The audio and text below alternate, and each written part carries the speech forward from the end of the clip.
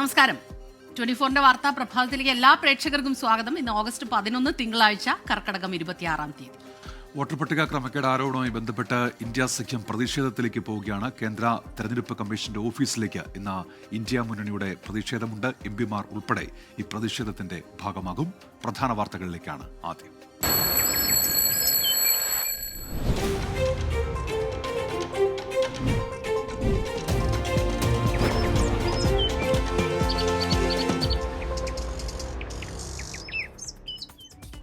Morning ന്യൂസിലേക്ക് വിശദമായി. Voter പട്ടിക ക്രമക്കേട് ആരോപണത്തിൽ പ്രതിഷേധം ശക്തമാക്കാൻ ഇന്ത്യ മുന്നണി. പ്രതിപക്ഷ നേതാവ് രാഹുൽ ഗാന്ധിയുടെ നേതൃത്വത്തിൽ ഇന്ത്യ മുന്നണി നേതാക്കൾ ഇന്ന് പ്രതിഷേധ മാർച്ച് നടത്തും. രാവിലെ 11:30 പാർലമെന്റിൽ നിന്ന് തെരഞ്ഞെടുപ്പ് കമ്മീഷനിലേക്കാണ് മാർച്ച്. കർണാടകയിലും ഹരിയാനയിലും മഹാരാഷ്ട്രയിലും വോട്ടർ പട്ടികയിൽ ക്രമക്കേടുണ്ടെന്ന രാഹുൽ ഗാന്ധിയുടെ ആരോപണം ഉയർത്തിയാണ് പ്രതിഷേധം. തുടർ നടപടികൾ ചർച്ച ചെയ്യാൻ കോൺഗ്രസ് ഇന്ന് പ്രത്യേക യോഗം ചേരും. വൈകിട്ട് 4 മണിക്ക് AICCയിൽ ചേരുന്ന യോഗത്തിൽ ജനറൽ സെക്രട്ടറിമാരും സംസ്ഥാനത്തിന്റെ ചുമതലയുള്ള നേതാക്കളും പങ്കെടുക്കും. വോട്ടർ പട്ടിക ക്രമക്കേടിൽ സംസ്ഥാന വ്യാപകമായി ക്യാമ്പയിൻ ആരംഭിക്കാനാണ് തീരുമാനം. വൈകിട്ട് 7 മണിക്ക് കോൺഗ്രസ് അധ്യക്ഷൻ മല്ലികാർജ്ജുൻ ഖർഗെയുടെ വസതിയിൽ ഇന്ത്യ മുന്നണി നേതാക്കൾക്കായി അത്താഴ വിരുന്നും ഒരുക്കിയിട്ടുണ്ട്. കേന്ദ്ര തെരഞ്ഞെടുപ്പ് കമ്മീഷൻ BJPയുടെ വക്താവായി മാറിയെന്ന് NK പ്രേമചന്ദ്രൻ MP 24നോട്. കമ്മീഷന്റേത് ജനാധിപത്യ വിരുദ്ധ നടപടിയാണെന്നും വസ്തുതകൾ ചൂണ്ടിക്കാണിക്കുന്നവരെ കമ്മീഷൻ ഭീഷണിപ്പെടുത്തുകയാണെന്നും NK പ്രേമചന്ദ്രൻ MP കുറ്റപ്പെടുത്തി. തെരഞ്ഞെടുപ്പ് കമ്മീഷൻ ആസ്ഥാനത്തേക്ക് ഇന്ന് പ്രതിഷേധ മാർച്ച് നടത്തുമെന്നും 300ഓളം പാർലമെന്റ് അംഗങ്ങൾ പ്രതിഷേധത്തിന്റെ ഭാഗമാകുമെന്നും NK പ്രേമചന്ദ്രൻ MP. ബീഹാർ സംസ്ഥാനത്ത് നടപ്പാക്കുന്ന തെരഞ്ഞെടുപ്പ് പരിഷ്കരണത്തിൻ്റെ ഭാഗമായിട്ടുള്ള SIRനെതിരായി സ്പെഷ്യൽ ഇൻറ്റൻസീവ് റിവിഷൻ എന്ന് പറയുന്ന തെരഞ്ഞെടുപ്പ് വോട്ടർ പട്ടികയുടെ പരിഷ്കരണത്തിനെതിരായി കഴിഞ്ഞ 16 ദിവസമായി പാർലമെൻറ്റിനകത്തും പുറത്തും ഇന്ത്യ സഖ്യം പ്രതിഷേധിച്ചുകൊണ്ടിരിക്കുകയാണ്. പാർലമെൻറ്റിലെ ഈ വിഷയം വോട്ട് ചോർച്ചയെ സംബന്ധിച്ചും വോട്ട് തട്ടിപ്പിനെ സംബന്ധിച്ചും വോട്ട് പരിഷ്കരണത്തെ സംബന്ധിച്ചും ചർച്ച ചെയ്യണമെന്ന് ആവശ്യപ്പെട്ടിട്ട് ചർച്ച ചെയ്യാൻ ഗവൺമെൻറ് തയ്യാറാകുന്നില്ല. ഈ സാഹചര്യത്തിൽ കേന്ദ്ര ഇലക്ഷൻ കമ്മീഷൻ ഈ കാര്യത്തിലൊക്കെ സ്വീകരിക്കുന്ന നിലപാട് വളരെ നിഷേധാത്മകമായിട്ടുള്ള നിലപാടാണ് കേന്ദ്ര ഇലക്ഷൻ കമ്മീഷൻ സ്വീകരിക്കുന്നത്. ഗവൺമെൻറ്റിൻ്റെ ഭാഗമായി BJPയുടെ വക്താവായി പലപ്പോഴും കേന്ദ്ര ഇലക്ഷൻ കമ്മീഷൻ മാറുന്നു എന്ന ഗുരുതരമായ ആക്ഷേപമാണ് ഈ അവസരത്തിൽ ഞങ്ങൾ മുന്നോട്ട് വെക്കുന്നത്. ഏതാണ്ട് 300ഓളം പാർലമെൻറ്റ് അംഗങ്ങൾ ഡൽഹിയിലുള്ള കേന്ദ്ര ഇലക്ഷൻ കമ്മീഷൻ ഓഫീസിലേക്ക് മാർച്ച് ചെയ്യാൻ വേണ്ടി തീരുമാനിച്ചിട്ടുള്ളത്. സഭ അഡ്ജോൺ ചെയ്തു കഴിഞ്ഞാൽ ഉടൻ തന്നെ MPമാരുടെ നേതൃത്വത്തിലുള്ള വൻപിച്ച പ്രതിഷേധ റാലി വിജയ് ചൗക്കിൽ പാർലമെൻറ്റ് അങ്കണത്തിൽ നിന്ന് തന്നെ ആരംഭിച്ച് കേന്ദ്ര ഇലക്ഷൻ കമ്മീഷൻ ഓഫീസിലേക്ക് മാർച്ച് ചെയ്യാനാണ് ഞങ്ങൾ തീരുമാനിച്ചിട്ടുള്ളത്. സ്വാഭാവികമായും ഗവൺമെൻറ്റിൻ്റെ ഭാഗത്തു നിന്ന് പോലീസിൻ്റെ ഭാഗത്തു നിന്ന് അത്തരത്തിലുള്ള പ്രതിരോധമുണ്ടാകുമെന്ന് ഞങ്ങൾ പ്രതീക്ഷിക്കുന്നുണ്ട്. രേഖാമൂലം തന്നെ SIR പ്രക്രിയയോടുള്ള വിയോജിപ്പ് മുഖ്യധാര പ്രതിപക്ഷ രാഷ്ട്രീയ പ്രസ്ഥാനങ്ങൾ ഇതിനകം തന്നെ കേന്ദ്ര ഇലക്ഷൻ കമ്മീഷനെ അറിയിച്ചിട്ടുണ്ട്. പ്രധാനപ്പെട്ട മറ്റൊരു വാർത്തയിലേക്കാണ്. തിരുവനന്തപുരം മെഡിക്കൽ കോളേജിലെ ശസ്ത്രക്രിയാ ഉപകരണം കാണാനില്ലെന്ന പരാതിയിൽ മെഡിക്കൽ വിദ്യാഭ്യാസ ഡയറക്ടറുടെ അന്തിമ റിപ്പോർട്ട് ഇന്ന് സർക്കാരിന് സമർപ്പിക്കും. ഡോക്ടർ ഹാരിസ് ഹസനുമായി ബന്ധപ്പെട്ട വിവാദങ്ങൾ അവസാനിപ്പിക്കാൻ ധാരണയായതോടെ റിപ്പോർട്ടിൽ തുടർ നടപടികൾ ഉണ്ടാകില്ല. സലിം മാലിക് വിശദാംശങ്ങളുമായി ഇപ്പോൾ ചേരുന്നുണ്ട് തിരുവനന്തപുരത്ത് നിന്ന്. സലിം, എന്തൊക്കെയാണ് റിപ്പോർട്ടിലെ ഉള്ളടക്കം?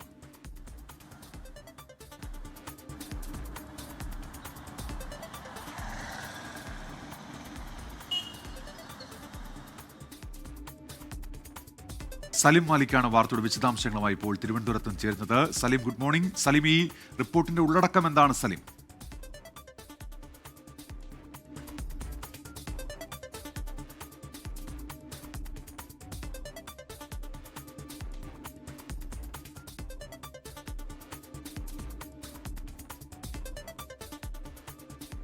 തിരുവനന്തപുരം മെഡിക്കൽ കോളേജ് ആശുപത്രിയിലെ ശസ്ത്രക്രിയാ ഉപകരണം കാണാതായെന്ന പരാതിയുമായി ബന്ധപ്പെട്ടാണ് മെഡിക്കൽ വിദ്യാഭ്യാസ ഡയറക്ടർ ഇന്ന് സർക്കാരിന് അന്തിമ റിപ്പോർട്ട് കൈമാറുക.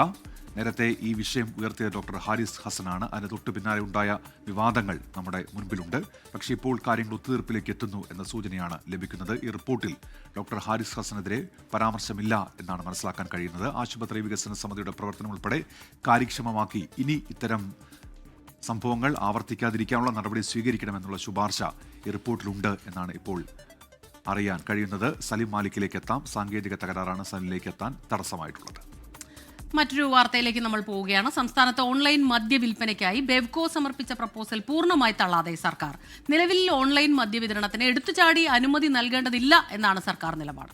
എന്നാൽ ബെവ്കോയുടെ പുതുക്കിയ മാനദണ്ഡങ്ങൾ അടങ്ങുന്ന പ്രപ്പോസൽ നടപ്പിലാക്കാൻ കഴിയുമോ എന്ന് സർക്കാർ ചർച്ച ചെയ്യും. സലിം മാലിക്കാണ് വിവരങ്ങളുമായി ഇപ്പോൾ തിരുവനന്തപുരത്ത് നിന്ന് ചേരുന്നത്. Salim, good morning Salim.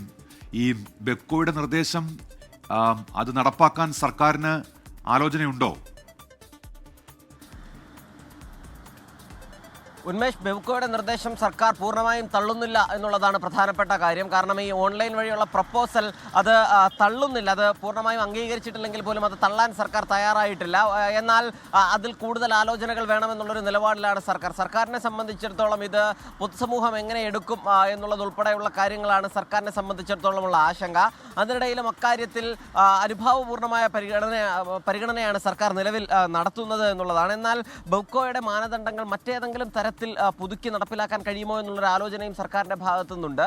അതിനിടയിൽ സർക്കാർ അംഗീകാരം നൽകിയില്ലെങ്കിൽ ബെവ്കോ മറ്റു വഴികൾ ആലോചിക്കുന്നുണ്ട്. അത് ആദ്യഘട്ടത്തിൽ സർക്കാർ പണം അടച്ച് നേരത്തെ ബുക്ക് ചെയ്തതിന് ശേഷം കൗണ്ടറിൽ പോയി വാങ്ങാൻ കഴിയുന്ന ക്രമീകരണം ഏർപ്പെടുത്താമെന്നുള്ളതാണ് ബെവ്കോയുടെ ആലോചന. മുൻപ് കോവിഡ് കാലത്ത് സമാനമായ രീതിയിൽ ഓൺലൈൻ വഴി മദ്യം വിതരണം ചെയ്തിരുന്നു. അതിൻ്റെ കൂടി പശ്ചാത്തലത്തിലാണ് ബെവ്കോ ഇത്തരത്തിലൊരു ആലോചന മുന്നോട്ട് വെച്ചിരിക്കുന്നത്. അതിൻ്റെ ചില പ്രതിപക്ഷ കക്ഷികൾ ഉൾപ്പെടെയുള്ളവർ പറയുന്നത് നേരത്തെ തന്നെ ആപ്ലിക്കേഷൻ ഉൾപ്പെടെ തയ്യാറാക്കി അതിനുശേഷം എല്ലാ നടപടികളും പൂർത്തീകരിച്ച ശേഷം ജനങ്ങളുടെ കണ്ണിൽ പൊടിയിടാനുള്ള ചില പരിപാടികളാണ് ഇപ്പോൾ നടക്കുന്നത് എന്ന് പറയുന്നുണ്ട്. എന്തായാലും സർക്കാരിനെ സംബന്ധിച്ചിടത്തോളം ഇതിൽ നിലവിൽ ചില സംഘടനകൾ, ചില ഓൺലൈൻ വിതരണ സംഘടനകൾ ഉൾപ്പെടെയുള്ളവർ ഈ മദ്യവിതരണത്തിന് താല്പര്യമറിയിച്ച് സർക്കാരിനെ സമീപിച്ചിട്ടുണ്ട്. അതുകൊണ്ട് തന്നെ സർക്കാർ അതിനെ ഏത് വിഷയത്തിൽ ഏത് നിലയിലെടുക്കുമെന്നുള്ള കാര്യത്തിലും ഇപ്പോഴും വ്യക്തത വന്നിട്ടില്ല.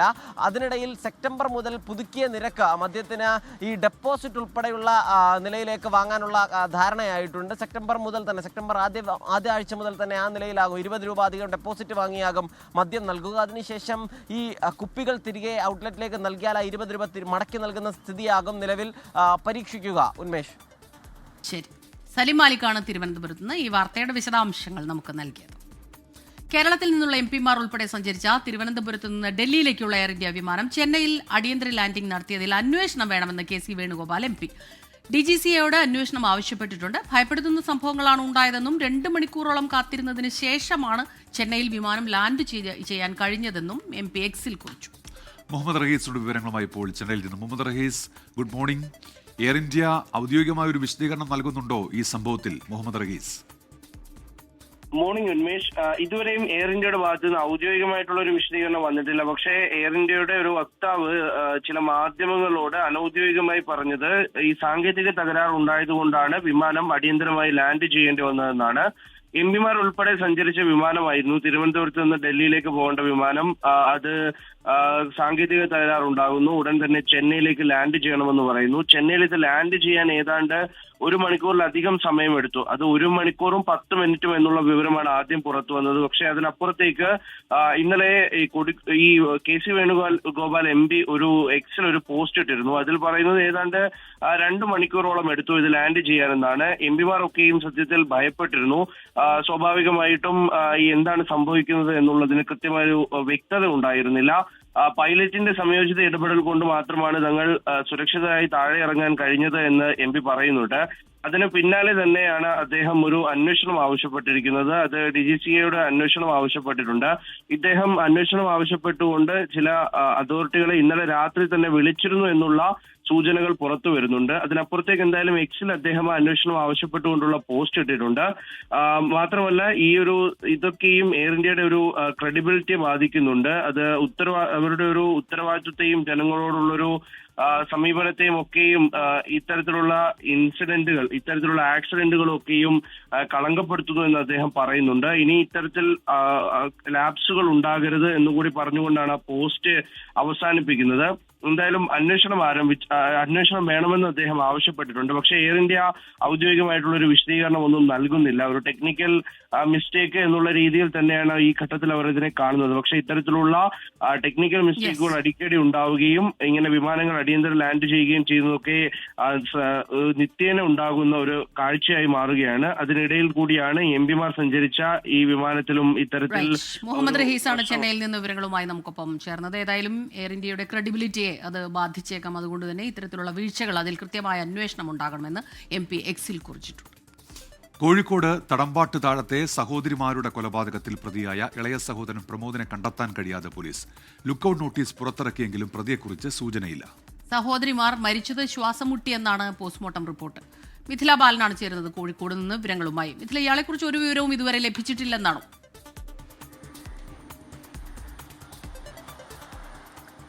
സ്മിത, അങ്ങനെ തന്നെയാണ് നിലവിൽ ലഭ്യമാവുന്ന വിവരം. ഇതുവരെ പ്രമോദിനെ കുറിച്ചുള്ള ഒരു വിവരം പോലീസിന് ലഭിച്ചിട്ടില്ല. ലുക്കൌട്ട് നോട്ടീസ് പുറത്തിറക്കിയിട്ടുണ്ട്. നിലവിലിപ്പോൾ മെഡിക്കൽ കോളേജ് ACP A ഉമേഷിന്റെ നേതൃത്വത്തിലുള്ള സ്ക്വാഡും ഒപ്പം തന്നെ സിറ്റി ക്രൈം സ്ക്വാഡും ചേവായൂർ പോലീസും ചേർന്നാണ് ഈ കേസിൽ അന്വേഷണം നടത്തുന്നത്. 2 ദിവസം മുൻപാണ് ഈ സഹോദരിമാരെ തടമ്പാട്ട് താഴത്തെ വാടക വീട്ടിൽ മരിച്ച നിലയിൽ കണ്ടെത്തിയിട്ടുണ്ടായിരുന്നത്. ഇളയ സഹോദരൻ പ്രമോദ് ബന്ധുക്കളെ ഇത്തരത്തിൽ സഹോദരിമാർ മരിച്ച വിവരം ബന്ധുക്കളെ വിവരം അറിയിക്കുകയായിരുന്നു. തുടർന്ന് നാട്ടുകാരും ബന്ധുക്കളും ചേർന്ന് നടത്തിയ പരിശോധനയിലാണ് ഇവരെ ഈ പറയുന്നത് പോലെ മരിച്ച നിലയിൽ കണ്ടെത്തിയിട്ടുണ്ടായിരുന്നത്. പിന്നീട് ആദ്യഘട്ടം മുതൽ തന്നെ ഈ സഹോദരൻ മിസ്സിംഗ് ആയ ആ സമയം മുതൽ തന്നെ ഈ മരണത്തിൽ ഒരു ദുരൂഹത പോലീസ് സംശയിച്ചിട്ടുണ്ടായിരുന്നു. പോസ്റ്റ്മോർട്ടം റിപ്പോർട്ട് വന്നപ്പോഴാണ് ഇത് കൊലപാതകം എന്ന ഒരു സ്ഥിരീകരണത്തിലേക്ക് പോയത്. ശ്വാസം മുട്ടിച്ചാണ് ഈ 2 സഹോദരിമാരുടെയും മരണം എന്ന ആ പോസ്റ്റ്മോർട്ടം പ്രാഥമിക റിപ്പോർട്ട്. അതിന് പിന്നാലെ തന്നെ ഈ സഹോദരനെ തേടിയുള്ള അന്വേഷണത്തിലായിരുന്നു പോലീസ് ഉണ്ടായിരുന്നത്. ആദ്യഘട്ടത്തിൽ ഫോൺ ലൊക്കേഷൻ എല്ലാം തന്നെ മനസ്സിലാക്കാൻ കഴിഞ്ഞിട്ടുണ്ടായിരുന്നു.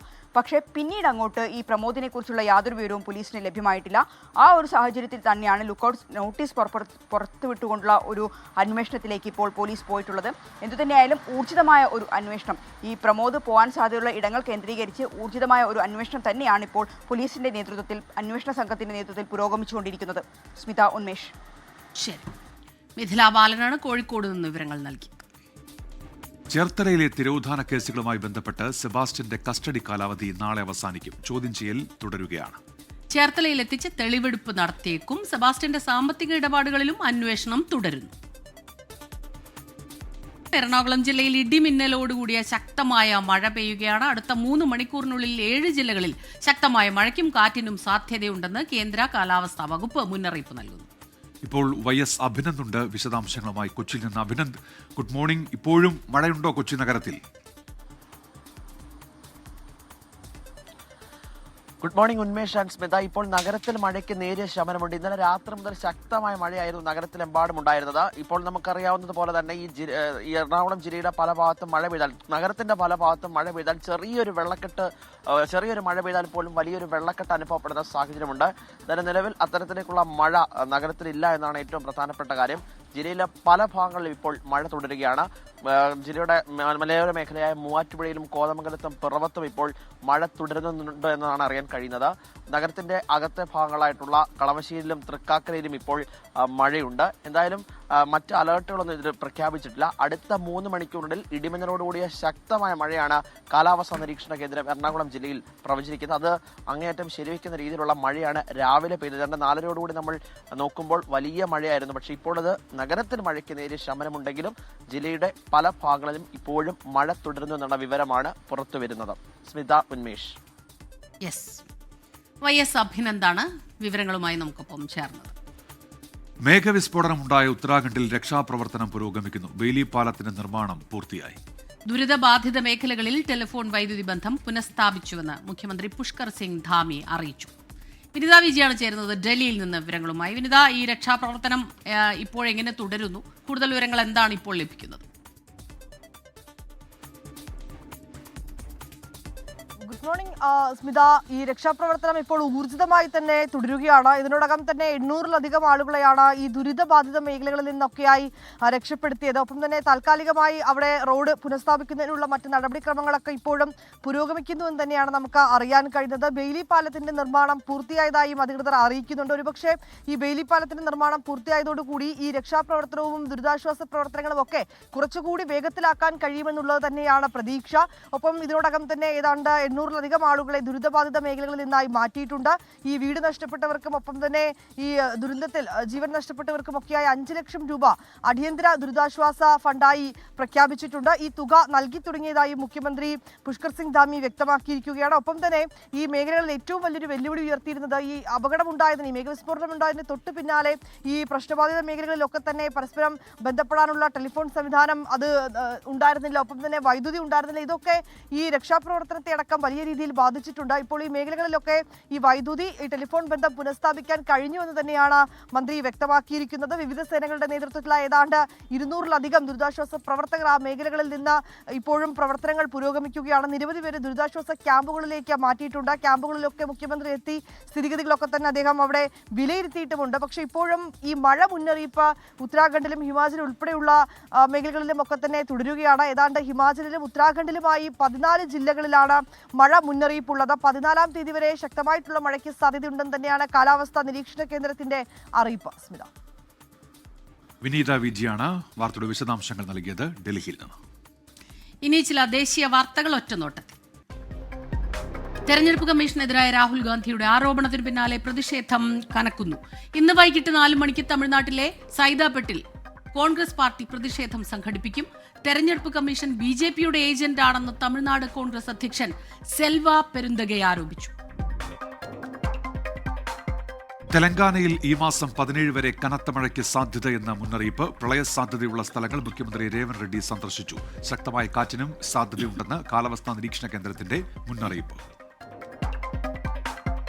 രാജസ്ഥാനിൽ അശോക് ഗെഹ്ലോട്ട് സർക്കാരിന്റെ കാലത്ത് അനധികൃതമായി ജോലി നേടി എന്ന ആരോപണത്തിൽ അധ്യാപകർക്കെതിരെ അന്വേഷണം. 123 അധ്യാപകർക്കെതിരെ രാജസ്ഥാൻ പോലീസിന്റെ സ്പെഷ്യൽ ഓപ്പറേഷൻസ് ഗ്രൂപ്പ് കേസെടുത്തു. അധ്യാപകരിൽ 95% അധികവും ജാലോർ ജില്ലയിൽ നിന്നുള്ളവരാണ്.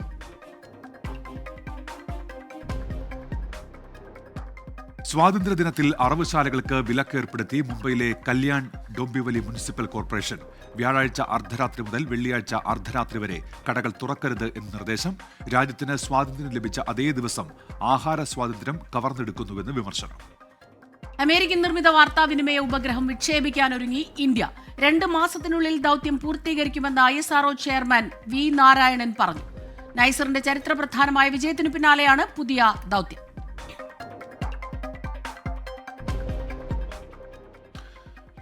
നിർമ്മാതാക്കളുടെ സംഘടനാ തെരഞ്ഞെടുപ്പ് വ്യാഴാഴ്ച നടക്കാനിരിക്കെ നിർമ്മാതാക്കൾ തമ്മിലുള്ള തുറന്ന പോര് കൂടുതൽ ശക്തമാവുകയാണ്. നിർമ്മാതാക്കളായ സാന്ദ്ര തോമസും ലിസ്റ്റിൻ സ്റ്റീഫനും തമ്മിലുള്ള തർക്കത്തിന് പിന്നാലെ ബാനറിനെ ചൊല്ലിയുള്ള തർക്കം ഉടലെടുത്തിരിക്കുന്നത് സാന്ദ്രയും വിജയ് ബാബുവും തമ്മിലാണ്. പ്രൊഡ്യൂസേഴ്സ് അസോസിയേഷൻ തെരഞ്ഞെടുപ്പുമായി ബന്ധപ്പെട്ട് സാന്ദ്ര തോമസ് കാണിക്കുന്നത് വെറും ഷോയാണെന്ന് ലിസ്റ്റിൻ സ്റ്റീഫൻ പറഞ്ഞപ്പോൾ ഫ്രൈഡേ ഫിലിം പ്രൊഡക്ഷൻസുമായി സാന്ദ്രയ്ക്ക് കഴിഞ്ഞ 10 വർഷക്കാലമായി യാതൊരു ബന്ധവുമില്ല എന്നായിരുന്നു വിജയ് ബാബുവിന്റെ പ്രതികരണം. വിജയ് ബാബുവിന്റെ സർട്ടിഫിക്കറ്റ് അല്ല ബൈലോ എന്നായിരുന്നു വിജയ്ക്കുള്ള സാന്ദ്രയുടെ മറുപടി. ഈ മാസം 14-നാണ് തെരഞ്ഞെടുപ്പ്. പ്രൊഡ്യൂസേഴ്സ് അസോസിയേഷൻ തെരഞ്ഞെടുപ്പിൽ പത്രിക തള്ളിയതിനെതിരെ നിർമ്മാതാവ് സാന്ദ്ര തോമസ് നൽകിയ ഹർജി ഇന്ന് പരിഗണിക്കും. എറണാകുളം സബ് കോടതിയിലാണ് സാന്ദ്ര തോമസ് ഹർജി നൽകിയത്. ബൈലോ പ്രകാരം താൻ മത്സരിക്കാൻ യോഗ്യയാണ് എന്നാണ് സാന്ദ്ര ഹർജിയിൽ ചൂണ്ടിക്കാട്ടുന്നത്. തെരഞ്ഞെടുപ്പിന് വരണാധികാരിയെ നിയമിച്ചത് ബൈലോയ്ക്ക് വിരുദ്ധമാണെന്നും ഹർജിയിൽ പറയുന്നുണ്ട്. പ്രൊഡ്യൂസേഴ്സ് അസോസിയേഷൻ തെരഞ്ഞെടുപ്പിൽ പ്രധാന സ്ഥാനങ്ങളിലേക്ക് മത്സരിക്കണമെങ്കിൽ 3-ലേറെ സിനിമകൾ നിർമ്മിക്കണമെന്ന് ചൂണ്ടിക്കാട്ടിയാണ് സാന്ദ്രയുടെ പത്രിക തള്ളിയത്. അഭിനേതാക്കളുടെ സംഘടന അമ്മയിലെ തെരഞ്ഞെടുപ്പ് നടക്കാൻ 4 ദിവസം ബാക്കി നിൽക്കെ വോട്ടുറപ്പിക്കാൻ സ്ഥാനാർത്ഥികൾ. ഔദ്യോഗിക വോട്ടർ പട്ടിക പുറത്തുവന്നതോടെ നേരിട്ടും നേരിട്ടല്ലാതെയുമാണ് ഓരോ വോട്ടും ഉറപ്പിക്കാനുള്ള ശ്രമം. താരങ്ങൾ തമ്മിലുള്ള ആരോപണ പ്രത്യാരോപണങ്ങൾ രൂക്ഷമായ സാഹചര്യത്തിൽ ആഭ്യന്തര വിഷയങ്ങളിൽ പരസ്യ പ്രതികരണം വിലക്കിയിട്ടുണ്ട്. മത്സര രംഗത്തുള്ളവർക്കും മറ്റംഗങ്ങൾക്കും നിർദ്ദേശം ബാധകമാണ്. മെമ്മറി കാർഡ് വിവാദങ്ങളുടെ പശ്ചാത്തലത്തിലാണ് നടപടി. പ്രസിഡന്റ് സ്ഥാനത്തേക്കുള്ള മത്സരം ശ്വേതാ മേനനും ദേവനും തമ്മിലാണ്. നാസർ ലത്തീഫ്, ജയൻ ചേർത്തല, ലക്ഷ്മിപ്രിയ, ആശ അരവിന്ദ് എന്നിവരാണ് വൈസ് പ്രസിഡന്റ് സ്ഥാനത്തേക്ക് മത്സര രംഗത്ത്. അൻസിബ ഹസൻ ജോയിന്റ് സെക്രട്ടറി സ്ഥാനത്ത് എതിരില്ലാതെ തെരഞ്ഞെടുക്കപ്പെട്ടിരുന്നു. ജനറൽ സെക്രട്ടറി സ്ഥാനത്തേക്ക് രവീന്ദ്രനും കുക്കു പരമേശ്വരനും തമ്മിലാണ് മത്സരം. അനൂപ് ചന്ദ്രനും ഉണ്ണി ശിവപാലും തമ്മിൽ ട്രഷറർ സ്ഥാനത്തേക്കും മത്സരം നടക്കും. അഭിനേതാക്കളുടെ സംഘടന അമ്മയിലെ തെരഞ്ഞെടുപ്പിന് ബാക്കിയുള്ളത് ദിവസങ്ങൾ മാത്രം. വോട്ടർ പട്ടികയിലെ ചില കൗതുക കാഴ്ചകളിലേക്കാണിനി. ഉലകനായകൻ കമൽ ഹാസൻ മുതൽ ബേബി നയൻതാര വരെയുള്ള വോട്ടർ പട്ടികയുടെ വിശേഷങ്ങളിലേക്ക്. 506 അംഗ സംഘടനയായ അമ്മയിലെ പുതുക്കിയ വോട്ടർ പട്ടികയാണ് പുറത്തുവന്നത്. 86-കാരിയായ TR ഓമനയാണ് മുതിർന്ന അംഗം. 23-കാരി ബേബി നയൻതാര എന്ന നയന ചക്രവർത്തി പ്രായം കുറഞ്ഞ അംഗവും. വോട്ടർ പട്ടികയിലെ ആദ്യ പേരുകാരൻ മലയാളിയല്ല, തമിഴ്നാട്ടുകാരൻ അബ്ബാസാണ്. ബോളിവുഡ് നടി തബുവും തെലുങ്ക് സൂപ്പർ സ്റ്റാർ നെപ്പോളിയനും തമിഴ് താരങ്ങളായ പാർത്ഥിബനും തലൈവാസൽ വിജയും ഖുഷ്ബുവും ഒരു മലയാള സിനിമയിൽ മാത്രം അഭിനയിച്ച ഗായിക വസുന്ധരാദാസും അമ്മയിലെ അംഗങ്ങളാണ്. അടുത്തിടെ ഹോണററി അംഗത്വം നൽകിയ ഉലകനായകൻ കമൽഹാസനും പട്ടികയിലുണ്ട്. സംസ്ഥാന നിയമസഭയിലെ 3 അംഗങ്ങൾ താരസംഘടനയിലെയും അംഗങ്ങളാണ്. മന്ത്രി KB Ganesh Kumar, M Mukesh, Mani C Kappan എന്നിവർ. വഞ്ചിയൂർ രാധ, ഷീല, മധു, രാഘവൻ അങ്ങനെ മലയാള സിനിമയിലെ ഒരു തലമുറ തന്നെ വോട്ട് ചെയ്യാൻ 15-ന് കൊച്ചിയിലെത്തും. നെസ്ലിൻ, മമിത ബൈജു, സാനിയ അയ്യപ്പൻ, സനുഷ, അനശ്വര രാജൻ എന്നിവരാണ് അമ്മയുടെ ബേബി അംഗങ്ങൾ. ആസിഫ് അലി, ടൊവിനോ, അർജുൻ അശോകൻ തുടങ്ങി യുവാക്കളുടെ നീണ്ട നിരയുമുണ്ട്. 24 കൊച്ചി. കാവ് സംസ്കൃതിയുടെ ശേഷിക്കുന്ന അടയാളമാണ് എറണാകുളം പെരുമ്പാവൂരിലെ ഇരിങ്ങോൾ കാവ്. നൂറുകണക്കിന് ഔഷധ സസ്യങ്ങളും വൻമരങ്ങളും തിങ്ങി നിറഞ്ഞ ഇരിങ്ങോൾ കാവിൽ സന്ദർശകർ അങ്ങോട്ടേക്ക് എത്തുന്നത് വിശ്വാസത്തിനൊപ്പം പ്രകൃതി ഭംഗി ആസ്വദിക്കാൻ വേണ്ടി കൂടിയാണ്.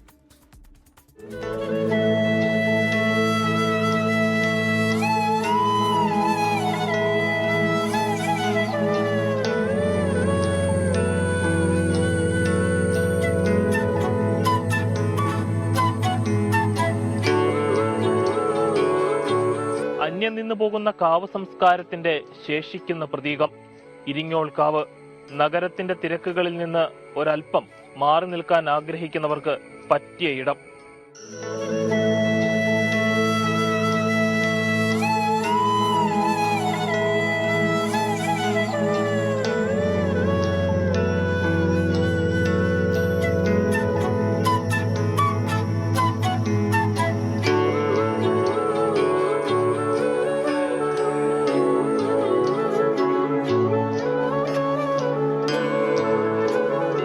നൂറ്റാണ്ടുകളുടെ പഴക്കമുണ്ട് ക്ഷേത്രത്തിന്.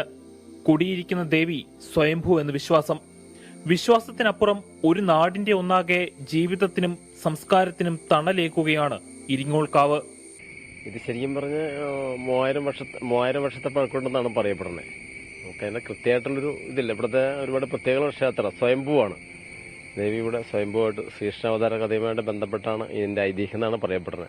കൃഷ്ണാവതാര കാലഘട്ടത്തിൽ കംസൻ ദേവികയുടെ 8ാമത്തെ പുത്രനായിട്ട് ജനിക്കുന്ന ശ്രീകൃഷ്ണനെ കൊല്ലാൻ വേണ്ടി വരുന്ന ഒരു സമയത്ത് അവിടെ പെൺകുഞ്ഞിനെ കൊണ്ടുകൊടുത്തുകയും പെൺകുഞ്ഞിനെ കൊല്ലാൻ വേണ്ടി കംസൻ ആകാശത്തേക്ക് എടുത്ത് ഉയർത്തുന്ന ഒരു സമയത്ത് ആ പെൺകുഞ്ഞ് ആകാശത്ത് നിലകൊണ്ട ഒരു ശക്തി ഇവിടെ നിലകൊണ്ടു എന്നാണ് പറയപ്പെടുന്നത്. അങ്ങനെ ഇരുന്നവൾ പറഞ്ഞ് ഇരിങ്ങോളായതാണെന്നാണ് പറയപ്പെടുന്നത്. നൂറുകണക്കിന് മരങ്ങളും ഔഷധ സസ്യങ്ങളും ഇതിനു പുറമെ ആയിരക്കണക്കിന് സൂക്ഷ്മജീവികൾ. ഏക്കർ കണക്കിന് വിസ്തൃതമായി കിടക്കുന്ന കാവിൽ തനതായ ആവാസ വ്യവസ്ഥ തന്നെ രൂപമെടുത്തിരിക്കുന്നു. KFRAയുടെ നേതൃത്വത്തിൽ ഇരിങ്ങോൾ കാവിലെ സസ്യങ്ങളെയും വൃക്ഷങ്ങളെയും തരം തിരിച്ചിട്ടുണ്ട്. ഇവിടെ ദേവി മാത്രമുള്ള ഉപദേവന്മാരില്ലാത്ത ക്ഷേത്രമാണ്. സർപ്പങ്ങളോ നാഗങ്ങളോ അങ്ങനെയൊന്നും ഇല്ലാത്തതാണ്. പിന്നെ വനത്തിന് ഒരുപാട് പ്രത്യേകമുള്ള വനമാണ്. കേരളത്തിൽ 30 ഏക്കർ കൂടുതലുള്ള 4 കാവുള്ള ഒന്നാണത്.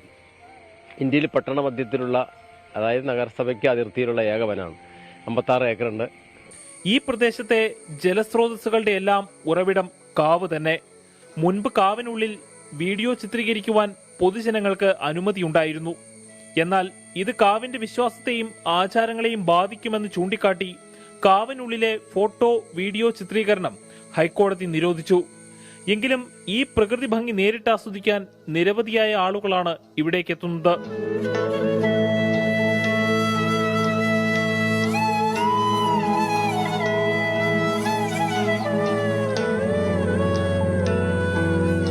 കാവു തീണ്ടരുത് എന്ന് പറഞ്ഞു പഠിപ്പിച്ച നമ്മുടെ പൈതൃകം.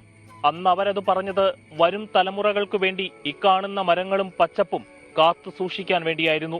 ഇതിനെയെല്ലാം സംരക്ഷിക്കേണ്ടത് നമ്മുടെ ഉത്തരവാദിത്വമാണ്. ക്യാമറമാൻ അനന്തു B നായർക്കും ലിജുവിനുമൊപ്പം അമൽ സുരേന്ദ്രൻ, 24 കൊച്ചി. ലഹരിക്കെതിരെ മുന്നേറാൻ വടംവലി മത്സരം സംഘടിപ്പിച്ച് YMCA. വർദ്ധിച്ചുവരുന്ന ലഹരി ഉപയോഗത്തിനെതിരെ ബോധവൽക്കരണം ലക്ഷ്യമിട്ടാണ് പുളിയനം വട്ടപ്പറമ്പ് യൂണിറ്റ് വടംവലി മത്സരം നടത്തിയത്. 50 ടീമുകൾ പങ്കെടുത്ത മത്സരം 24 chief editor R Sreekandan Nair ഉദ്ഘാടനം ചെയ്തു. ആവേശകരമായ പോരാട്ടത്തിലേക്ക്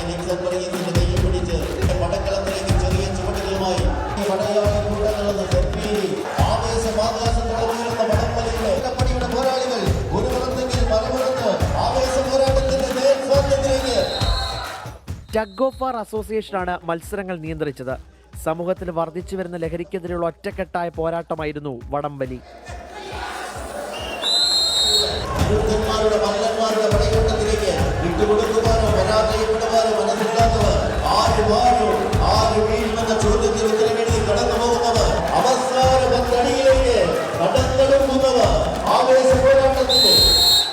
YMCA പുളിയനം വട്ടപ്പറമ്പ് യൂണിറ്റ് നടത്തുന്ന കാരുണ്യ പ്രവർത്തനങ്ങൾക്കായാണ് മത്സരം.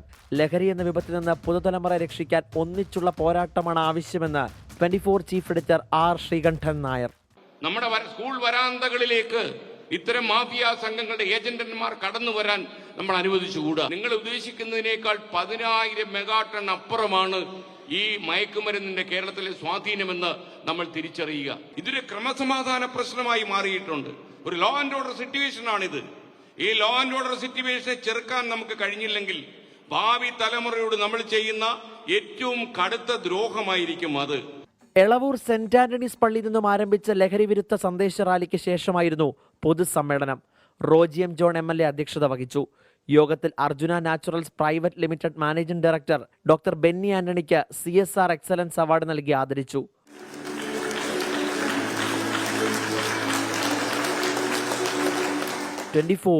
കൊച്ചി. വെള്ളം കയറിയതിനെ തുടർന്ന് അടച്ചിട്ടിരുന്ന തൃശൂരിലെ വിനോദസഞ്ചാര കേന്ദ്രമായ മനക്കൊടി പുള്ള് മേഖല വീണ്ടും ഉണർന്നു. കൊട്ടവഞ്ചി അടക്കമുള്ള സർവീസുകൾ പുനരാരംഭിച്ചു. വഞ്ചി സർവീസ് നടത്തുന്ന KLDC കനാലിലെ 1/2 കിലോമീറ്റർ ദൂരം 1.5 ലക്ഷത്തിലധികം രൂപ ചെലവഴിച്ച് കുളവാഴിയും മറ്റും നീക്കം ചെയ്തത് പുള്ളിലെ വഞ്ചിക്കാരൻ ഷാജിയാണ്. 24 ഔട്ട് സ്റ്റേഷൻ ബ്രോഡ്കാസ്റ്റിംഗ് ടീം അംഗം മണികണ്ഠൻ കുറുപ്പത്ത് തയ്യാറാക്കിയ റിപ്പോർട്ടിലേക്ക്.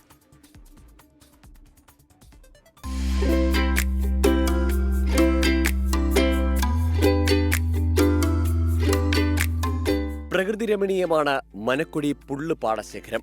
അരിമ്പൂർ ചാഴൂർ പഞ്ചായത്തുകൾ അതിർത്തി പങ്കിടുന്ന പ്രദേശത്തെ വിനോദസഞ്ചാര മേഖല. തട്ടുകടയിലെ ഭക്ഷണ വൈവിധ്യങ്ങൾ ആസ്വദിക്കാനും ശാന്തമായ അന്തരീക്ഷത്തിൽ സമയം പങ്കിടാനും ജനം ഒഴുകിയെത്തുന്ന ഇടം. വെള്ളം കയറി റോഡടച്ചതിനെ തുടർന്ന് 2 മാസമായി ഇവിടെ വിനോദസഞ്ചാരികൾ എത്തിയിരുന്നില്ല. റോഡിലെ വെള്ളം ഇറങ്ങിയെങ്കിലും KLDCയുടെ കനാലിൽ കുളവാഴ, കരിവാരി, പായൽ എന്നിവ നീക്കം ചെയ്യുന്ന പ്രവൃത്തികൾ പൂർത്തീകരിച്ചിട്ടില്ല. തട്ടുകടകൾ തുറന്നതോടെ സഞ്ചാരികളും എത്തിത്തുടങ്ങി. ഇതോടെ പുള്ളിലെ വഞ്ചിക്കാരൻ വന്നേരി വീട്ടിൽ ഷാജി 1.5 ലക്ഷത്തിലധികം രൂപ സ്വന്തം കയ്യിൽ നിന്ന് ചെലവഴിച്ചാണ് ചാലിലെ തടസ്സങ്ങൾ നീക്കിയത്. അങ്ങനെ ജനങ്ങൾക്കും കൂടി ഒരു പ്രയോജനമാണ് നമ്മുടെ ഈ ടൂറിസം വന്നുകൊണ്ട്. പിന്നെ ഇതുകൊണ്ട് ഇപ്പോൾ ഞാൻ ഇവിടെ വരുന്നതുകൊണ്ട് ഇഷ്ടംപോലെ തട്ടുകടലൊക്കെ ആളുകൾക്കൊക്കെ കച്ചവടം കിട്ടുന്നുണ്ട്. ഐസ്ക്രീം വണ്ടി ഉണ്ട്.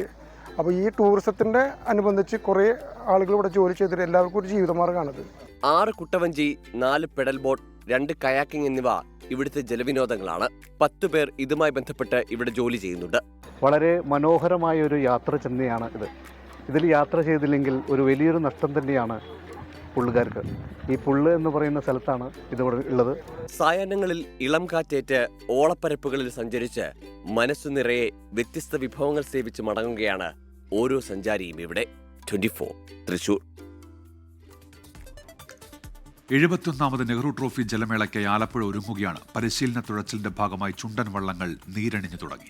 ഈസ്റ്റേൺ ടീമിനെ പ്രതിനിധീകരിക്കുന്ന വിയാപുരം ചുണ്ടന്റെ നീരണിയൽ വള്ളംകളി കലാപ്രേമികളെ ആവേശത്തിലാഴ്ത്തി.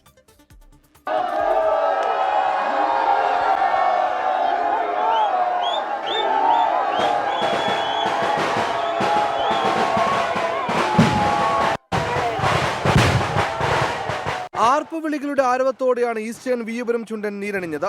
വില്ലേജ് ബോട്ട് ക്ലബ്ബാണ് ഇത്തവണ വിയപുരത്തിനായി തുഴയുന്നത്. നെഹ്റു ട്രോഫി വിയപുരം ചുണ്ടൻ സ്വന്തമാക്കുമെന്ന ആത്മവിശ്വാസത്തിലാണ് നാട്. ഈസ്റ്റേണിന്റെ സഹകരണത്തോടെയാണ് ഇക്കുറി ജലമേളയ്ക്കുള്ള ഇറക്കം. വില്ലേജ് ബോട്ട് ക്ലബ്ബ്, അതുപോലെ വിയപുരം ചുണ്ടൻ, ഇവരായിട്ട് ഈസ്റ്റേൺ അസോസിയേറ്റിയിൽ വളരെയധികം അഭിമാനവും പ്രതീക്ഷയും സന്തോഷവും ഉണ്ട്. ഇക്കൊല്ലം ഇവർ തന്നെ Nehru trophy boat club, Nehru trophy race കപ്പടിക്കുന്നത് നമ്മൾ വളരെയധികം പ്രതീക്ഷയുണ്ട്. അരയും തലയും മുറുക്കിയാണ് വില്ലേജ് ബോട്ട് ക്ലബിന്റെ പരിശീലനം.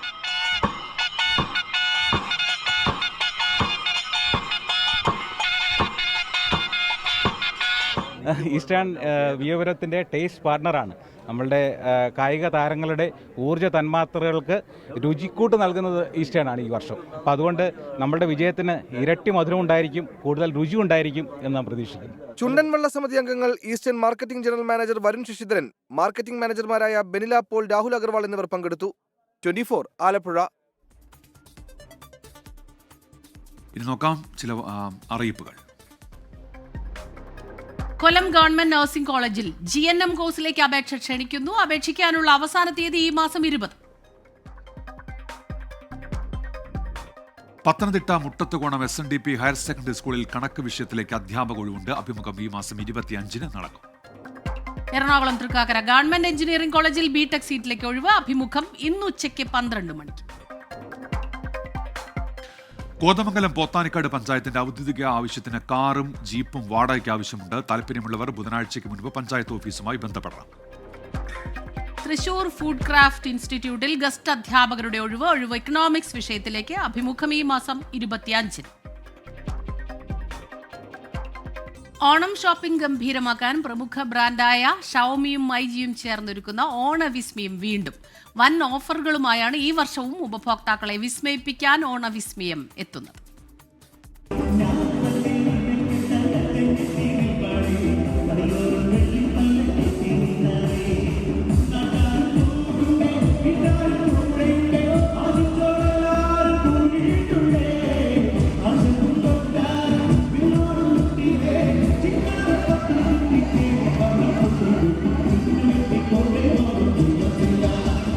ഓണത്തിന് മൈജിയുടെ ഷോറൂമുകളിൽ നിന്ന് ഷവോമി ഉൽപ്പന്നങ്ങൾ സ്വന്തമാക്കി കസ്റ്റമേഴ്സിന് ഭാഗ്യസമ്മാനങ്ങൾ നേടാം. സ്വർണ്ണ നാണയങ്ങൾ, സ്മാർട്ട് ടിവികൾ, സ്മാർട്ട് ഫോണുകൾ, ടാബ്ലറ്റുകൾ, വാച്ചുകൾ തുടങ്ങി അനവധി സമ്മാനങ്ങളാണ് ഓണവിസ്മയത്തിന്റെ ഭാഗമായി ഒരുക്കിയിരിക്കുന്നത്. ഇതിനു പുറമെ മൈജിയുടെ 25 കോടി രൂപ വിലമതിക്കുന്ന ഡിസ്കൗണ്ടുകളും സമ്മാനങ്ങളും നേടാനുള്ള അവസരവും കസ്റ്റമേഴ്സിന് ലഭിക്കുന്നു.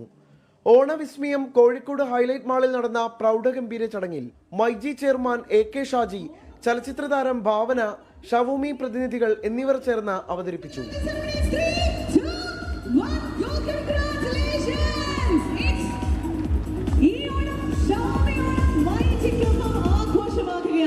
മൈജി ഓണം മാസോണം സീസൺ 3 കേരളം ഇന്ന് വരെ കണ്ടിട്ടില്ലാത്ത ഏറ്റവും വലിയ ഓഫറുകളുമായിട്ടാണ് മൈജി എത്തിയിരിക്കുന്നത്.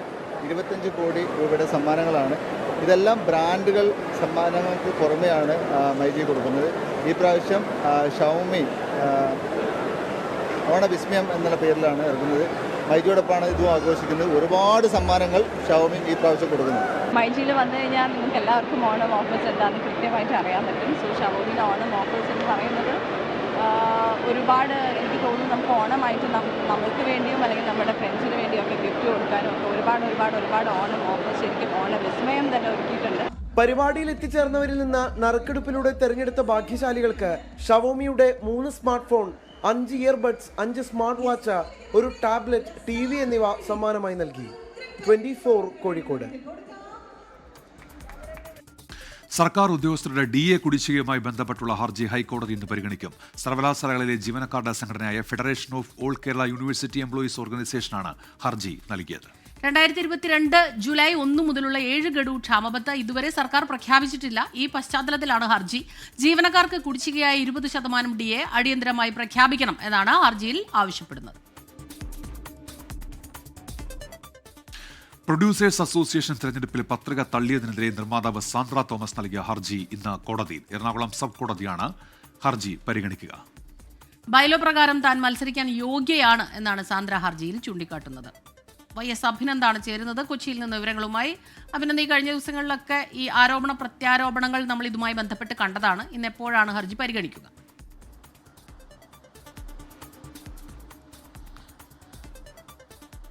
സ്മിത, നിർമ്മാതാക്കളുടെ സംഘടന പ്രൊഡ്യൂസേഴ്സ് അസോസിയേഷനിലെ ഭാരവാഹി തെരഞ്ഞെടുപ്പുമായിട്ട് ബന്ധപ്പെട്ട് പ്രസിഡന്റ്, ട്രഷറർ സ്ഥാനങ്ങളിലേക്കായിരുന്നു സാന്ദ്ര തോമസ് പത്രിക സമർപ്പിച്ചത്. എന്നാൽ പത്രികയുമായിട്ട് ബന്ധപ്പെട്ട് സാന്ദ്ര തോമസ് സമർപ്പിച്ചത് 2 ബാനറുകളാണെന്ന് ചൂണ്ടിക്കാട്ടിയായിരുന്നു നാമനിർദ്ദേശ പത്രിക വരണാധികാരി തള്ളിയത്. അതിനകത്ത് ബൈലോ പ്രകാരം 3 അതിലധികമോ സിനിമകൾ ഒരാൾ നിർമ്മിച്ചാൽ മാത്രമേ സംഘടനാ തലപ്പത്തേക്ക് മത്സരിക്കാൻ കഴിയൂ എന്നുള്ള ബൈലോ സാന്ദ്ര ലംഘിച്ചെന്ന് ചൂണ്ടിക്കാട്ടിയായിരുന്നു തള്ളിയത്. പിന്നീട് നാടകീയ രംഗങ്ങൾക്ക് പിന്നാലെയാണ് സാന്ദ്ര തോമസ് ഹർജിയുമായിട്ട് എറണാകുളം സബ് കോടതിയെ സമീപിച്ചത്. ആദ്യഘട്ടത്തിൽ ആ ഹർജി പരിഗണിച്ചിരുന്നില്ല. ഇന്നാണ് ആ ഹർജി വീണ്ടും പരിഗണിക്കുക.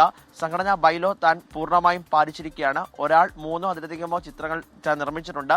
അത് 2 ബാനറുകളിലാണ്.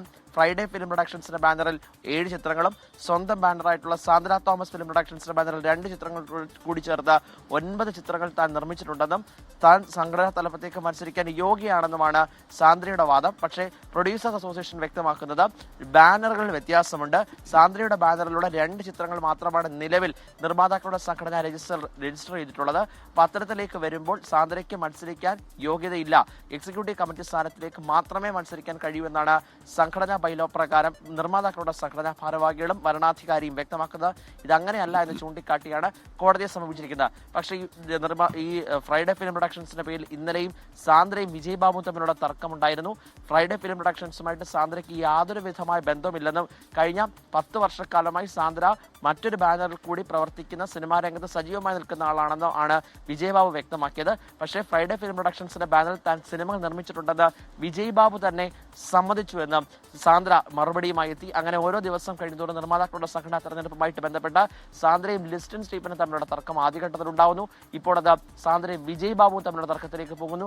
അങ്ങനെ ദിനം തോറും നിർമ്മാതാക്കളുടെ സംഘടനാ തെരഞ്ഞെടുപ്പ് കൂടുതൽ വാക്കുതർക്കത്തിലേക്കും ആരോപണ പ്രത്യാരോപണങ്ങളിലേക്കും മാറുകയാണ്. ഈ മാസം 14-ന് കൊച്ചി പുല്ലേപ്പടി ഓഫീസിലായിരിക്കും നിർമ്മാതാക്കളുടെ സംഘടന പ്രൊഡ്യൂസേഴ്സ് അസോസിയേഷനിലെ ഭാരവാഹി തെരഞ്ഞെടുപ്പ് നടക്കുക. ഉന്മേഷ്, സ്മിത. YS അഭിനന്ദാണ് കൊച്ചിയിൽ നിന്ന് വിവരങ്ങൾ നൽകിയത്. നോക്കാം ചില രാജ്യാന്തര വാർത്തകൾ ചുരുക്കത്തിൽ.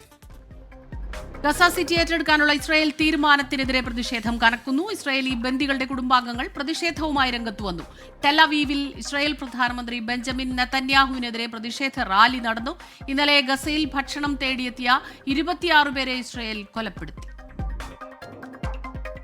ഗസയിൽ പട്ടിണി മരണം കൂടുന്നു എന്ന റിപ്പോർട്ടുകൾ. 100 കുട്ടികൾ ഉൾപ്പെടെ ഇതുവരെ 217 പലസ്തീനികളാണ് പട്ടിണി മൂലം മരിച്ചത്. കരമാർഗം കൂടുതൽ സഹായം എത്തിയില്ലെങ്കിൽ പട്ടിണി മരണം വ്യാപിക്കുമെന്ന് UN ഏജൻസികളുടെ മുന്നറിയിപ്പ്. അതേസമയം ഗസയുടെ പല പ്രശ്നങ്ങൾക്കും കാരണം ഹമാസ് ആണെന്ന വാദവുമായി ബെഞ്ചമിൻ നെതന്യാഹു രംഗത്ത് വന്നു. ഗസ പിടിച്ചെടുക്കുകയല്ല, മോചിപ്പിക്കുകയാണ് ലക്ഷ്യമെന്ന് ബെഞ്ചമിൻ നെതന്യാഹു. ജയിലിൽ കഴിയുന്ന മുൻ പാകിസ്ഥാൻ പ്രധാനമന്ത്രി ഇമ്രാൻഖാന് ജാമ്യം നിഷേധിച്ചതിനെതിരെ സമർപ്പിച്ച അപ്പീലുകൾ പരിഗണിക്കാനൊരുങ്ങി പാക് സുപ്രീം കോടതി. അപ്പീലുകൾ നാളെ പരിഗണിക്കാനാണ് കോടതിയുടെ തീരുമാനം. 8 കേസുകളിലാണ് ലാഹോർ ഹൈക്കോടതി ഇമ്രാൻഖാന് ജാമ്യം നിഷേധിച്ചത്. സിസിലിയിൽ നിന്ന് ഇറ്റലിയിലേക്ക് ലോകത്തിലെ ഏറ്റവും നീളം കൂടിയ പാലം നിർമ്മിക്കാനുള്ള പദ്ധതിക്കെതിരെ പ്രതിഷേധം. ആയിരക്കണക്കിന് ആളുകൾ പ്രതിഷേധത്തിൽ പങ്കെടുത്തു. ഭൂകമ്പ ഭീഷണി, പാരിസ്ഥിതികാഘാതം തുടങ്ങിയവ ഉയർത്തിയായിരുന്നു പ്രതിഷേധം. ഇറാഖിലെ ജലശുദ്ധീകരണ കേന്ദ്രത്തിലുണ്ടായ ക്ലോറിൻ വാതക ചോർച്ചയെ തുടർന്ന് 600-ലധികം തീർത്ഥാടകരെ ആശുപത്രിയിൽ പ്രവേശിപ്പിച്ചു. നജാഫിനും കർബലയ്ക്കും ഇടയിലുള്ള തീർത്ഥാടന പാതയിലാണ് സംഭവം. എല്ലാവർക്കും ആവശ്യമായ പരിചരണം നൽകുന്നുണ്ടെന്ന് ആരോഗ്യ മന്ത്രാലയം വ്യക്തമാക്കി. കഴിഞ്ഞ മാസം മേഖലയിലെ ഷോപ്പിംഗ് മാളിലുണ്ടായ വൻ തീപിടുത്തത്തിൽ 60-ലധികം പേർ മരിച്ചു. ലഹരിവിരുദ്ധ പ്രചാരണത്തിന്റെ ഭാഗമായി തൃക്കാക്കരയിൽ ജാഗ്രതാ സദസ്സുകൾ സംഘടിപ്പിച്ച് ദീപങ്ങൾ തെളിയിച്ചു. തൃക്കാക്കര ജനജാഗ്രതാ സമിതിയുടെ നേതൃത്വത്തിലായിരുന്നു 5 ലക്ഷം ദീപങ്ങൾ തെളിയിച്ചത്. 170 കേന്ദ്രങ്ങളിൽ ജനജാഗ്രതാ സദസ്സുകളും പരിപാടിയുടെ ഭാഗമായി സംഘടിപ്പിച്ചു. വർദ്ധിച്ചുവരുന്ന ലഹരി വ്യാപനം തടയുക എന്ന ലക്ഷ്യത്തോടെ തൃക്കാക്കര ജനജാഗ്രതാ സമിതിയുടെ നേതൃത്വത്തിൽ ദീപം തെളിയിച്ചു. തൃക്കാക്കര നഗരസഭയിലെ 170 കേന്ദ്രങ്ങളിലായി 5 ലക്ഷം ദീപങ്ങൾ തെളിയിച്ചു.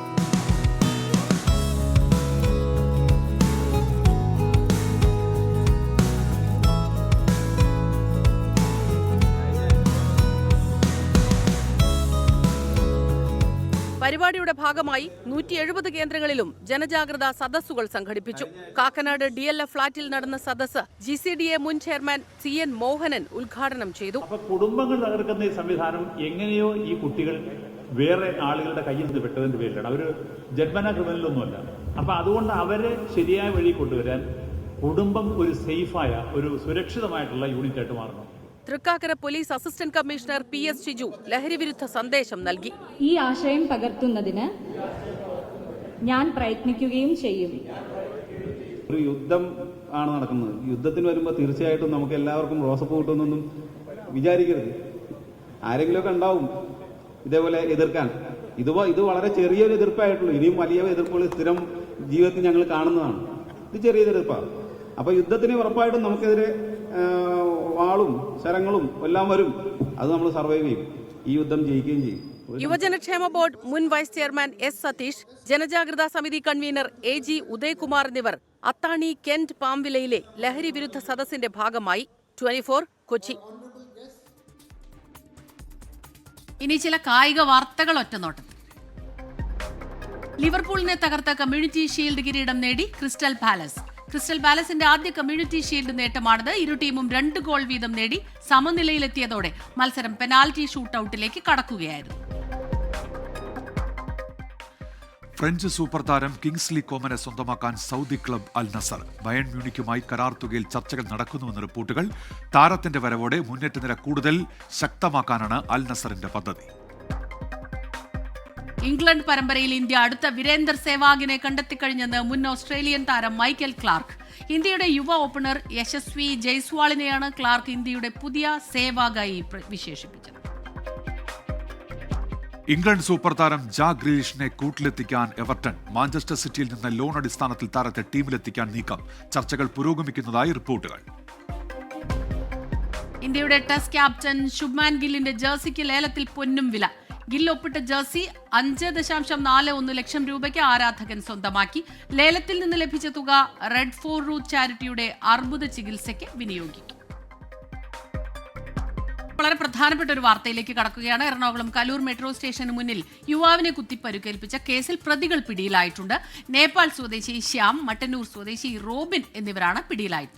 തൃശൂർ സ്വദേശിക്കാണ് കുത്തേറ്റത്. വിശദാംശങ്ങളുമായി ഇപ്പോൾ YS അഭിനന്ദാണ് കൊച്ചിയിൽ നിന്ന് ചേരുന്നത്. അഭിനന്ദ്, വിവരങ്ങൾ. ഉന്മേഷ്, ഇന്നലെ രാത്രി 9:30 കൂടിയായിരുന്നു ഈ സംഭവം ഉണ്ടായത്. എറണാകുളം കലൂർ മെട്രോ സ്റ്റേഷനെ സംബന്ധിച്ചോളം ധാരാളം ആളുകൾ തമ്പടിക്കുന്ന സ്ഥലമാണ്. അപ്പോൾ അങ്ങനെ അവിടെ ഉറങ്ങാനായിട്ടൊക്കെ അവിടേക്ക് എത്തുന്ന ആളുകളാണ് ഇവർ. അവർ തമ്മിൽ നേരത്തെ വാക്കുതർക്കമുണ്ടായിരുന്നു. ആ വാക്കുതർക്കമാണ് പിന്നീട് കയ്യാങ്കളിയിലേക്ക് പോയത്. ഇന്നലെ രാത്രിയോടുകൂടി ഇവർ തമ്മിൽ ഏറ്റുമുട്ടുന്നു. അങ്ങനെ കുത്തി പരിക്കേൽപ്പി തൃശൂർ സ്വദേശിയായ യുവാവിനാണ് പരിക്കേറ്റത്. ഉടൻ തന്നെ ഇവർ അവിടെ നിന്ന് രക്ഷപ്പെടുകയായിരുന്നു. പിന്നീട് പാലാരിവട്ടം പോലീസ് സ്ഥലത്തെത്തി വിശദമായ അന്വേഷണം നടത്തുന്നു. അന്വേഷണത്തിന്റെ ഭാഗമായാണ് ഇവരെ എറണാകുളം KSRTC ബസ് സ്റ്റേഷനിൽ നിന്ന് ഇന്നലെ പിടിയിലായിരിക്കുന്നത് മട്ടന്നൂർ സ്വദേശിയായിട്ടുള്ള റോബിനും ഒപ്പം തന്നെ നേപ്പാൾ സ്വദേശി ശ്യാമുമാണ്.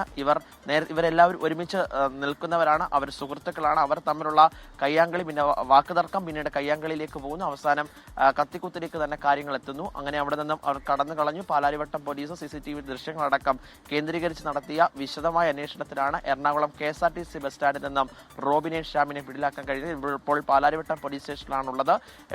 കൂടുതൽ നടപടികളിലേക്ക് കടന്ന് കോടതിയിൽ ഉൾപ്പെടെ ഹാജരാക്കിയ ശേഷം റിമാൻഡ് ചെയ്യാനാണ് നിലവിൽ പാലാരിവട്ടം പോലീസിന്റെ തീരുമാനം. ഉന്മേഷ്, YS അഭിനന്ദാണ് വിവരങ്ങൾ നൽകിയത്. നടനും പ്രേം നസീറിന്റെ മകനുമായ ഷാനവാസ് അനുസ്മരണം സംഘടിപ്പിച്ച് പ്രേം നസീർ ഫൗണ്ടേഷൻ. സുഹൃത്തുക്കളും കുടുംബാംഗങ്ങളും ചലച്ചിത്ര പ്രവർത്തകരും അനുസ്മരണ ചടങ്ങിൽ പങ്കെടുത്തു. അഭിനയരംഗത്ത് സ്വന്തം പാതയിലൂടെ മുന്നേറിയ നടനായിരുന്നു ഷാനവാസ് എന്ന് മുൻ സ്പീക്കർ M വിജയകുമാർ പറഞ്ഞു. നിർമ്മാതാവ് G സുരേഷ് കുമാർ, കടകംപള്ളി സുരേന്ദ്രൻ MLA, സംവിധായകൻ MA നിഷ തുടങ്ങിയ നിരവധി പ്രമുഖർ ചടങ്ങിന്റെ ഭാഗമായി. ഷാനവാസിന്റെ കുടുംബാംഗങ്ങളും ചടങ്ങിൽ പങ്കെടുത്തു. BJP നേതാവും MP-യുമായ C സദാനന്ദന്റെ കാലുവെട്ടിയ കേസിൽ രാഷ്ട്രീയ വിശദീകരണവുമായി CPIM.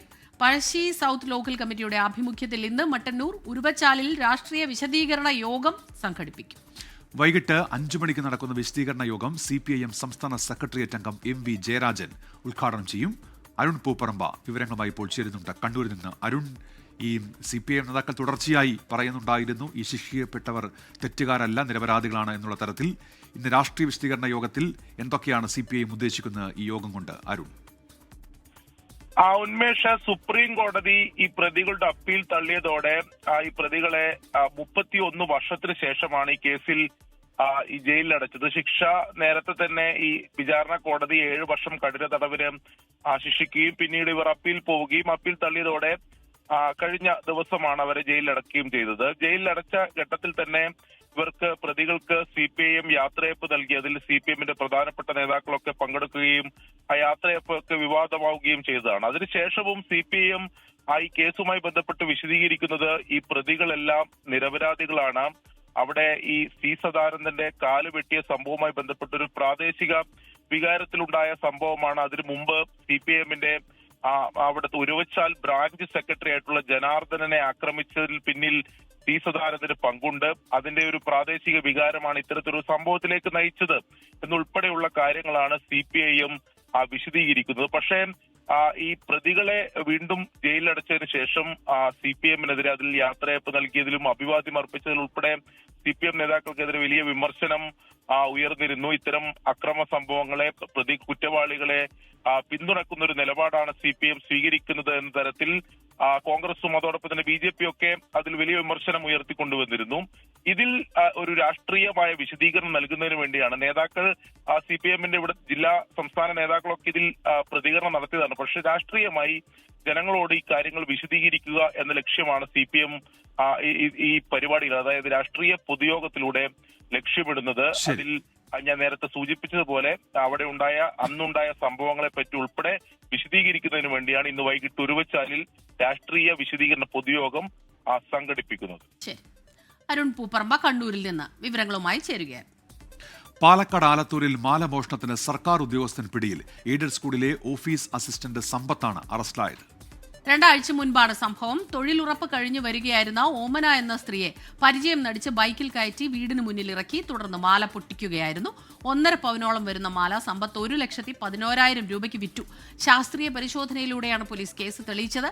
പ്രതിയെ സംഭവസ്ഥലത്തെത്തിച്ച് തെളിവെടുപ്പ് നടത്തി. തിരുവനന്തപുരം മെഡിക്കൽ കോളേജിലെ ശസ്ത്രക്രിയ ഉപകരണം കാണാനില്ല എന്ന പരാതിയിൽ മെഡിക്കൽ വിദ്യാഭ്യാസ ഡയറക്ടറുടെ അന്തിമ റിപ്പോർട്ട് ഇന്ന് സർക്കാരിന് കൈമാറും. ഡോക്ടർ ഹാരിസ് ഹസനെ കുറ്റപ്പെടുത്താതെയുള്ള റിപ്പോർട്ടിൽ ആശുപത്രി വികസന സമിതിയുടെ പ്രവർത്തനം കാര്യക്ഷമമാക്കണം എന്നാണ് പ്രധാന ശുപാർശ.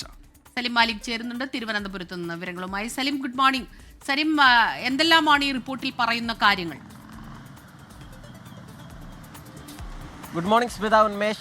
ഈ റിപ്പോർട്ടുമായി ബന്ധപ്പെട്ട് ഡോക്ടർ ഹാരിസ് ഹസനെ കുറ്റപ്പെടുത്താതെയുള്ളൊരു റിപ്പോർട്ടാകും ഇത് എന്നുള്ളതാണ് ലഭിക്കുന്ന സൂചന. കാരണം നേരത്തെ തന്നെ ഈ ഡോക്ടർ ഹാരിസ് ഹസൻ ഉയർത്തിയ വിവാദ വിഷയങ്ങളിൽ വിദഗ്ധ സമിതി ഒരു അന്വേഷണം നടത്തിയിരുന്നു. അതിൽ ഈ ഹാരിസ് ഹസനെ കുറ്റപ്പെടുത്തിയുള്ള വിവിധ ആരോപണങ്ങൾ ഉണ്ടായിരുന്നുവെങ്കിൽ പോലും അതും പുറത്തുവിടാൻ ആരോഗ്യവകുപ്പ് തയ്യാറായിരുന്നില്ല. അതിന് പിന്നാലെയാണ് ഈ ശസ്ത്രക്രിയാ ഉപകരണം കാണാനില്ലെന്നൊരു പരാതി ഉയരുകയും അതിന് പിന്നാലെ അത് അന്വേഷിക്കാനായി മെഡിക്കൽ വിദ്യാഭ്യാസ ഡയറക്ടറെ ചുമതലപ്പെടുത്തുകയും ചെയ്തു. അതുമായി ബന്ധപ്പെട്ട റിപ്പോർട്ടാണ് ഇന്ന് സമർപ്പിക്കുക. അതിൽ ഡോക്ടർ ഹാരിസ് ഹസന്റെ ഭാഗത്ത് നിന്ന് വീഴ്ചയുണ്ടായിട്ടില്ല എന്ന് സൂചിപ്പിക്കുന്ന നിലയിലാണ് റിപ്പോർട്ട് ഉള്ളത് എന്നുള്ളതാണ് മനസ്സിലാക്കുന്നത്. കാരണം ഡോക്ടർ ഹാരിസ് ഹസനുമായുള്ള പ്രശ്നങ്ങൾ അവസാനിപ്പിക്കുക എന്നുള്ളതാണ് ആരോഗ്യവകുപ്പിന്റെ ഇപ്പോഴത്തെ ലക്ഷ്യം. അത് തുടർന്നു കൊണ്ടുപോയാൽ ആരോഗ്യവകുപ്പിന് ഗുണമുണ്ടാകില്ല എന്നുള്ളൊരു വിലയിരുത്തലാണ് മന്ത്രിക്കുൾപ്പെടെയുള്ളവർക്കുള്ളത്. അതുകൊണ്ട് തന്നെ അത്തരത്തിൽ ഉള്ള കുറ്റപ്പെടുത്തലുകൾ ഉണ്ടാവില്ല. പകരം ആശുപത്രിയെ നന്നായി നടത്താനുള്ള ആശുപത്രി വികസന സമിതിയുടെ പ്രവർത്തനം കാര്യക്ഷമമാക്കണം എന്നതുൾപ്പെടെയുള്ള ശുപാർശകളാണ് ഈ റിപ്പോർട്ടിലുള്ളത് എന്നുള്ളതാണ് സൂചിപ്പിക്കുന്നത്. മാത്രമല്ല ശരി സലിം മാലിക്കാണ് വാർത്തയുടെ വിശദാംശങ്ങൾ നൽകിയത്. അന്തിമ റിപ്പോർട്ട് ഇന്ന് സർക്കാരിന് കൈമാറുകയാണ്. ഇതോടെ ഈ വാർത്താ ബുള്ളറ്റിൻ പൂർണ്ണമാകുന്നു.